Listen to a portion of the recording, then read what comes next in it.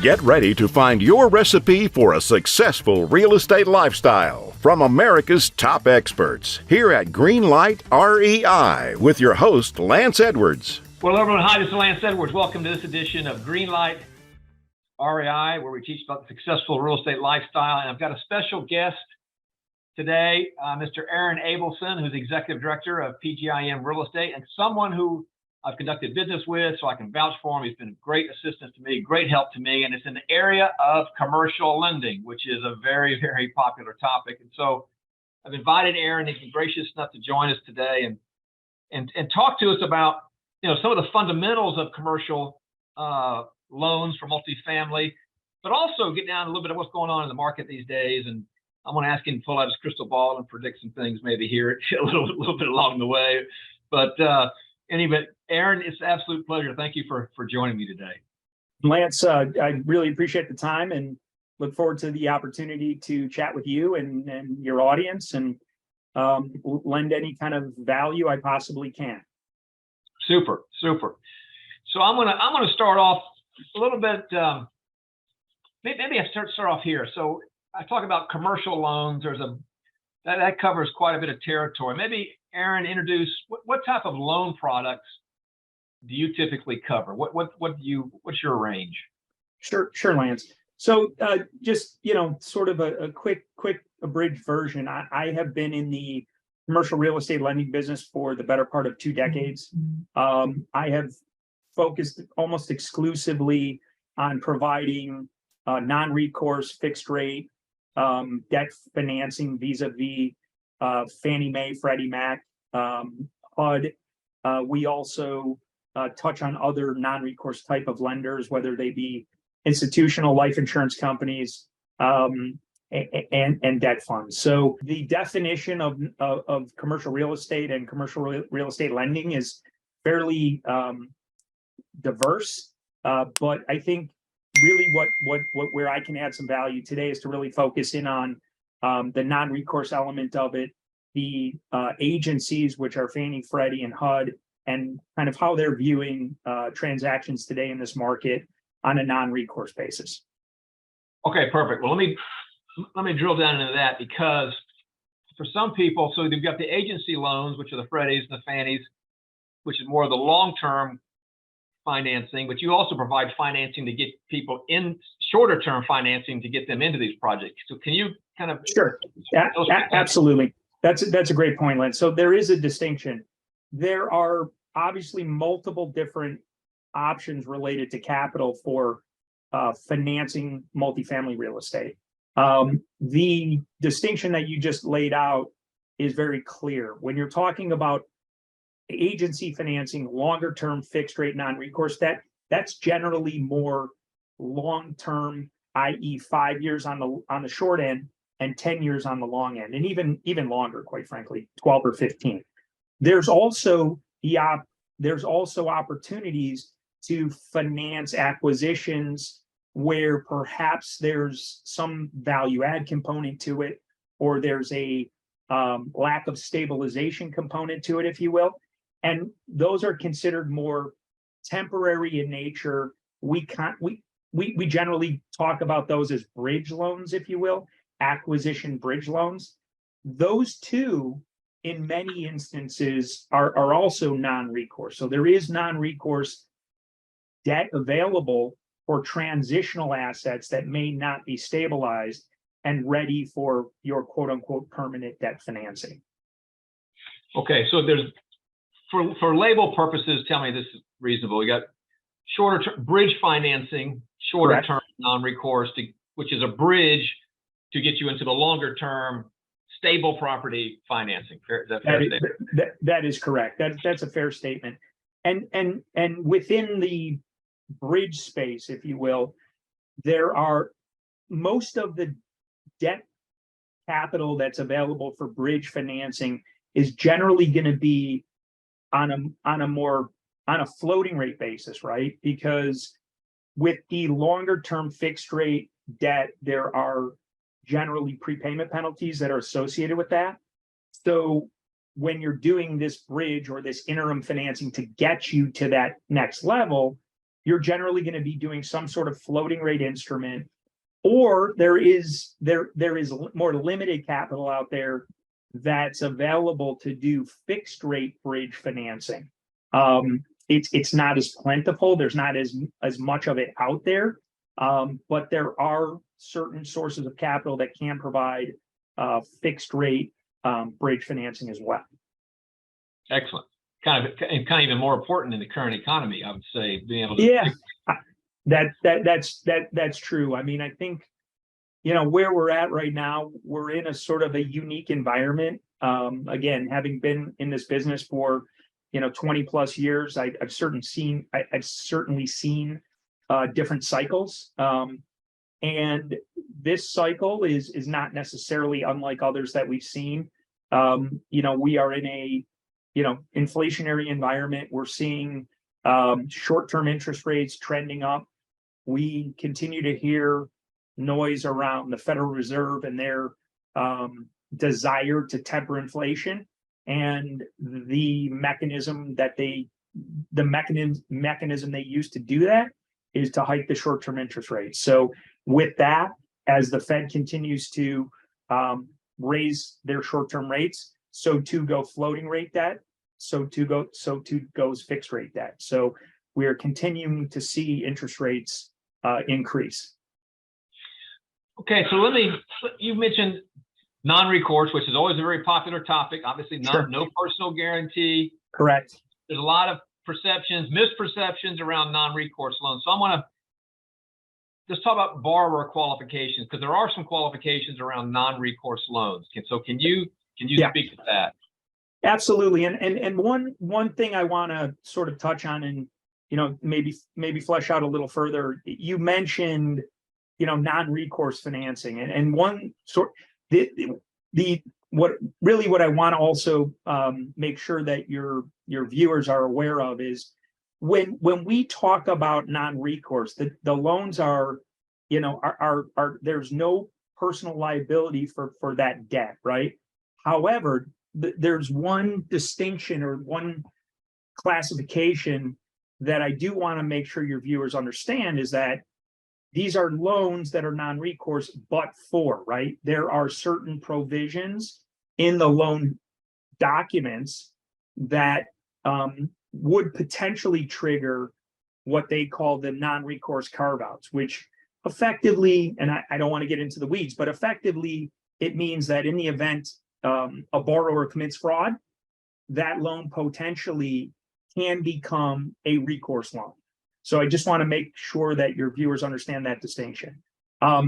Getting back to your next point about borrower credit, quality, et cetera, there generally is a standard that we as the lending community look to as it relates to borrower requirements, right? And when we talk about borrower, really what I'm talking about is the key principles to the transaction. Those parties who are viewed as a key principal, which generally are defined as a manager of that borrowing entity. So if you have control of that borrower, you are considered a key principal, okay? And also, generally speaking, although the requirements are maybe a little more loose here, if you maintain ownership in the borrower, the high-level borrower, greater than 25%, generally speaking, you would also be considered a key principal related to the transaction. To your question and point around sort of what we look for, and generally we want to look for key principals who have some level of ownership experience, who have owned apartments in the past, and also we generally would want to see certain net worth and liquidity hurdles, okay? And again, these are loose but fairly consistent. We typically want to see a net worth equal to the loan amount, generally speaking. So if it's for example, a $10 million loan, we want to make sure that the key principals to the transaction, okay, have an aggregate net worth equal to that sort of $10 million level. So that means if there are two key principals, they can aggregate to get to that level. If there are three, four, et cetera. And then as far as liquidity is concerned, we like to see a liquidity sort of covenant, if you will, equal to generally it's 10% of that loan amount. Okay. So if it's a $10 million loan, we want to see roughly $1 million of liquidity, again, on an aggregate basis among the key principals to the transaction. All right, got it. Now, I could hear the air rushing out of the balloon of some people that were just now listening to this. So, but all's not lost. So for someone, when you're working with someone who's got a solid project, and perhaps they don't have the experience, or they don't have the net worth or the liquidity threshold, what can they do to fill the gaps in those guidelines, in those criteria? Yeah, no, that's a really good question. I mean, we do get that question often. A lot of times when we're dealing with borrowers who are perhaps newer into the investment business, who are not necessarily as familiar with some of the covenants around these non-recourse loans, there are ways to sort of work with that. So a lot of times, if, for example, you have a borrower, a key principal, a group who are new at this, we generally want to see as perhaps a mitigant to maybe limited experience. We want to make sure that they're utilizing local experienced third-party property management. It's really not just is it critical, quite frankly, to that borrower, but it's really critical to the success of the deal, right? Because at the end of the day, you want to have a property management company who understands the local markets, who understands what it takes to drive the business plan. You want to make sure that they're able to effectuate the business plan, and they're really handling the day-to-day operations of the asset. So that's a way that we can kind of work around some of the experience elements of it. As it relates to covenants on net worth and liquidity, a lot of times we tend to see groups that may not have a lot of experience, or maybe a little light on the net worth and liquidity, perhaps bringing in other partners, right? Bringing in other partners who have done this before, and sort of using their experience and mentorship to really bring them along in the transition. That's great, and I want you to make it clear. Maybe you can reinforce this. That's not something that's looked down upon from the lender standpoint, correct? No, absolutely not. It's not looked down upon at all. I mean, it's really it's something. Again, I think that it's a really good way for investors who want to be involved in the multifamily business to get guidance and, as I said, mentorship from other borrowers and investors who have done it before, who have successfully effectuated a business plan. And it's just kind of a good tool to use to bring yourself, the borrower, as a new borrower, up to speed and get to a point where you're able to you're able to then kind of pay it forward and perhaps become a mentor to somebody else. That's excellent. Oh, that's really good, Aaron. All right, so I want to shift gears a little bit. So you. Sure. Seen how many transactions you've worked through over a couple of decades, but through that history, let's speak to the first timer. Let's look into go through their first loan application process, non-recourse loan application process. Are there specific things you would recommend to them to be prepared for and maybe a corollary, or there's certain mistakes you want to certainly warn them against that you've seen maybe over and over people tend to make? So, yeah, I mean, those are all really good questions.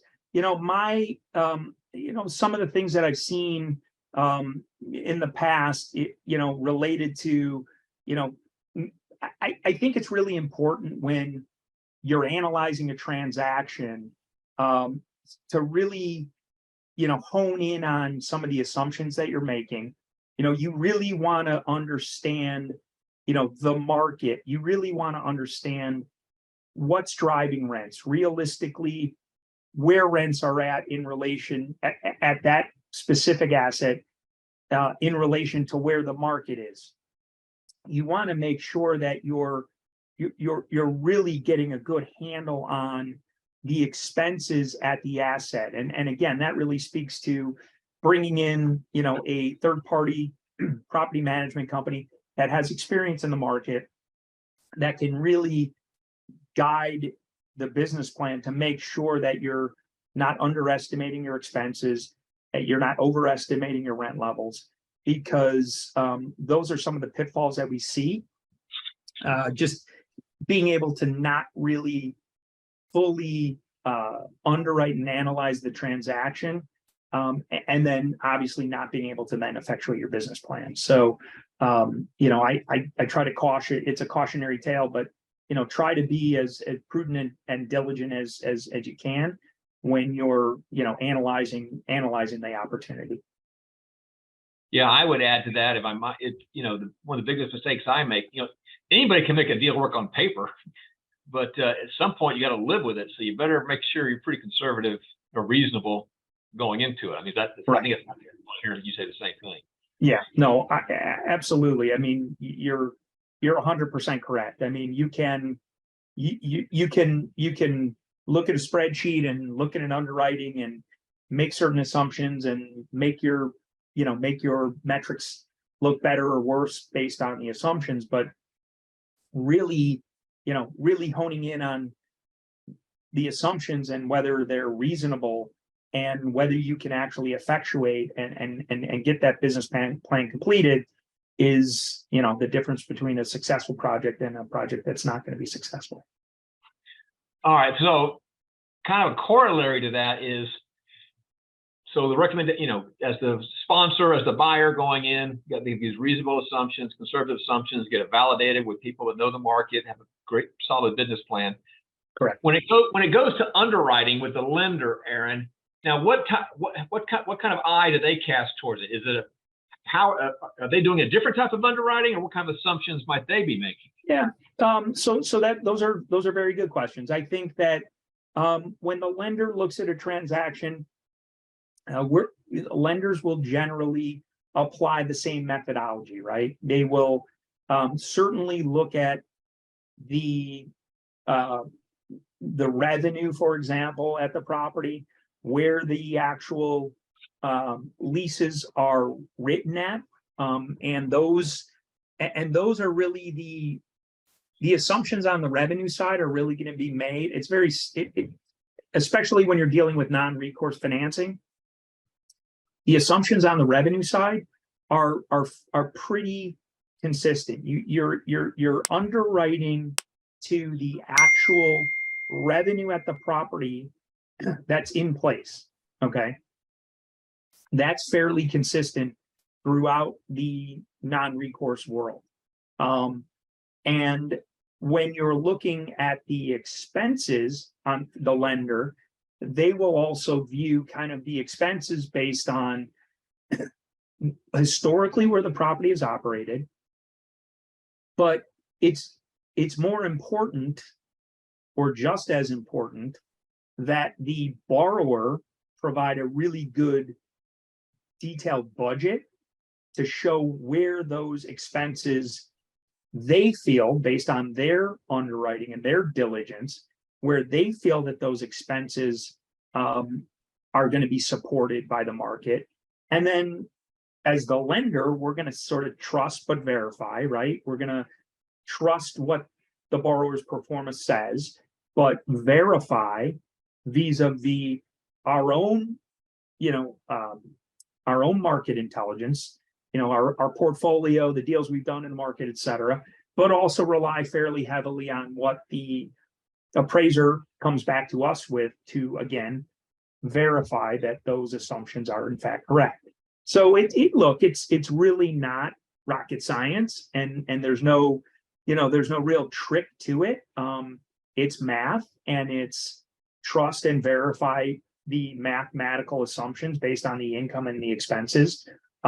There are certain ways that we look at the deals, and we do, lenders do look. It's not necessarily all black and white. I mean, there is some subjectivity to it. We will look at, for example, if lease trade outs, for example, are trending higher than where perhaps the current rents are in place, we can maybe look a little forward and see, okay, well, if we're going to close the deal in 60 or 90 days, and we have, 20% of the leases are trading out at, a certain percentage higher, we can maybe look to making some of those assumptions, again, with the support that we get to verify that those rents are in fact being collected.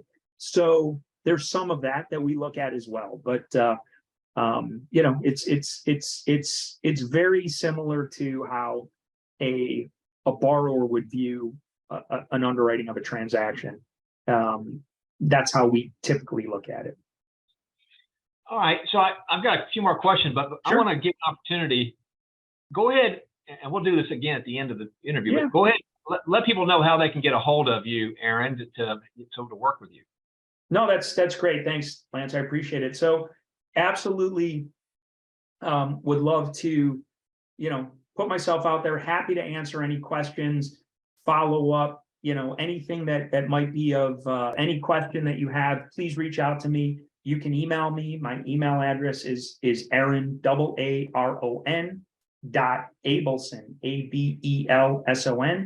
at PGIM, P as in Paul, G as in goat, I as in igloo, M as in Mary.com. That's my email. Or you can always feel free to pick up the phone and call 312-636-6187 anytime. All right, and we'll put that on the show notes, everyone. Great. And we'll do it again here at the end. But I've worked with Aaron directly, personally. The reason I invited him back, he took such great care of me, so he'll take great care of you. And just, as you can tell already, he's very generous with the information and guiding anyone through the process. So it's really just a great resource to have in your Rolodex. For those of you who are old enough to know what a Rolodex is. So, all right, but okay, just a few more questions here. Great segue. So you're talking about the time to close. How much time should someone kind of budget for this process, from the time they come to you to being able to close, so they're managing their transaction? Yeah, no, that's a great question. I get certainly that's always a question that comes up when I'm talking to borrowers. Hey, what's the time to, how quickly can you get an application? What's the time from the application to the commitment? What's the time from the commitment to the closing?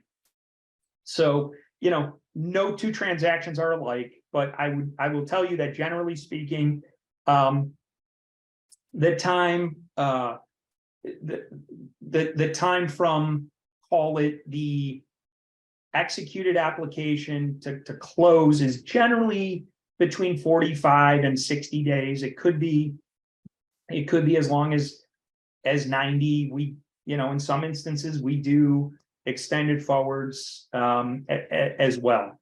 But in terms of getting to that quote unquote application, that firm sort of paper application, what generally happens is somebody will contact myself or another, a lender like me. They'll submit the deal. We have an OM. We're looking to buy this property. We have, the financials, and by financials I mean actual, detailed broken out, at least T12. So on a monthly basis, looking back 12 months, we always want to see a rent roll with leases and actual vacant units and market rents. We love to see as much market intel as we can, and that's why generally the OM is pretty full of information. But once we have that, we can pretty quickly turn around various loan quotes, whether it be 5-year deals, 7-year deals, 10-year deals. It generally takes us anywhere from 48 to 72 hours once we have all the diligence that we need to kind of turn around a quote. And then we go from there. But I would say from start to finish, you're probably talking 45 to 60 days in general. All right. So 45 to 60 days is until you otherwise hear from Aaron, everyone. So your role in the process, probably should have said this early on.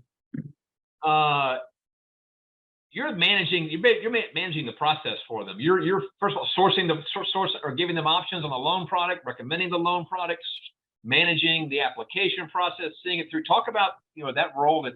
Yeah. So that's exactly right, Lance. I mean, really, what I do, the service that I provide to my clients is trying to provide them with as much market intel as I possibly can, and trying to provide them with as many options as I possibly can to really make that market, to show the client what options are available, what may fit for each specific transaction, and as you said, guiding them through the entire process. I'm on any deal that I work on, I'm involved from start to finish. Obviously, it's not just me. I have a team behind me. We all have teams behind us that help and support us throughout the entire process. But the way that I personally approach my business is, I'm very much hands-on, and I'm involved in the transaction from the very beginning till the time the deal closes. And quite frankly, I'm involved even after the deal closes. If there are servicing issues, things come up. Although we have a servicing department, and there's always a asset manager, involved in a handoff, 9 times out of 10, just because of the relationship, I'll get a phone call. Hey, Aaron, I got a problem with my tax escrow, or Aaron, I got a problem with my insurance escrow. Can we talk about it? And so, that's just me personally, and just my approach to the business. No, and I can verify all that. That's exactly how my relationship I enjoyed with Aaron. And so to carry that one step forward, let's say come to you and I've got a project, Aaron, it's 75% occupied, got all this potential, and I want to put a bridge loan in place to acquire it and stabilize it with the intent to go into an agency long-term loan. You can take that person through that full life cycle, correct? Absolutely. That's what we do. I mean, we have internal product that can take you from effectively a C of O, if you're buying a property at C of O, all the way, getting that deal closed on a bridge. Once that deal stabilizes, we then will take that bridge out with a long-term agency solution. So we're soup to nuts, start to finish, whatever execution makes sense for that deal and that business plan, we get you all the way from start to finish. All right. Final question. So I held this one off to the end, Aaron. This is your crystal ball. You got to, shine it up. So what are you guys saying about the future with regards to rates and what's going to happen with the economy? Yeah, Lance, again, it's a question that I'm asked all the time, and my answer is always the same. If I was a prognosticator of interest rates, I would be retired on a beach somewhere. Yeah. But having said all that, look, again, my view of the market is we are absolutely in a, we're as I started the conversation off, we are in an inflationary environment, and the Federal Reserve is acting extremely aggressively related to trying to temper the inflationary environment we're in. As a result, we are now seeing long-term interest rates at decade historic levels. Okay, I think the 10-year Treasury probably it closed. We've been talking here. I think last time I checked, it was slightly over 4%. The 5-year Treasury, I believe, is somewhere in the 4.25% range. What that means for rates today, we're seeing long-term rates kind of in the high 5s to low 6s today. Historically, it's not super high, but when you look at what we've seen over the last, call it 3 or 4 years or 5 years, we've seen essentially 0% interest rates over the last 4 or 5 years. So where I think we go from here, I think 23 is going to still be a little challenging, and I think we're still going to have to work through some of what's going on with the Fed and trying to get things in control. I think once, and these are just caveat here, this is Aaron Abelson speaking. I'm not speaking for anybody else, not speaking for PGIM. I'm speaking specifically for myself and where I think the market's going to go. But my sense is that once the Fed gets to a place where they feel that they've hiked rates high enough, I think once we get a little more stability, because there's just a lot of instability in the market today, I think we're going to start to see things relax a little. And my view is, I think whether it's Q4 or it's Q1 of 24, we'll probably start to see rates settle back down. I don't know that we're going to see, the days where we saw, a 2.90 10-year or a 3% 10-year. But I think more historic norms, maybe settling somewhere in the, low to mid 4% range. So what that means today, we're seeing a lot of borrowers who are transacting are looking for that kind of shorter term solution. They're looking for 3 or 5 year fix with some flexibility, so that they know if we do start to see rates come back down in the next, call it 24, 36 months, they can take advantage of the opportunities for lower interest rates. So it's really 3 and 5 year fixed with flexibility, so that when things settle back down, they have the ability to then take advantage of a lower interest rate environment. All right. Well, I've carved that in granite, and with your name affixed to it and the date, Aaron, so we can a year from now we can look back, but not appreciate that. And I haven't agree with you, by the way. I agree with everything you're saying. So, Aaron, this has been excellent. So well done. And then before we give out your contact information one more time, is there anything I should have asked you that I didn't ask you, or anything else you wanted to add or say in this context?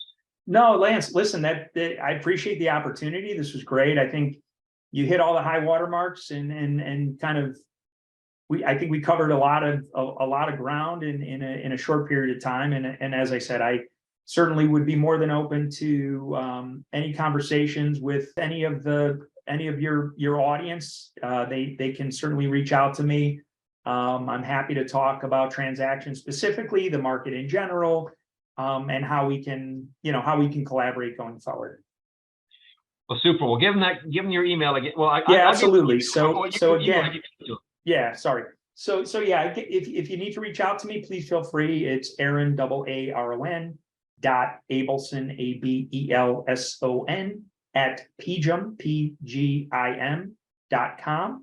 And you can always reach out to me by cell phone if it's old school, but I'm still a fan of the phone. 312-636-6187. All right, and we'll put that on the show notes, everyone, so that you can get a hold of Aaron. By all means, speak to this man. He's, like I say, very knowledgeable, and will help guide you. He just did a tremendous job for me. So, and you can tell from listening to him, he's obviously overflowing in knowledge of and background experience with the industry. So he's one of your go-to guys. All right. So again, Aaron, thank you so much for your generosity of your time and your knowledge.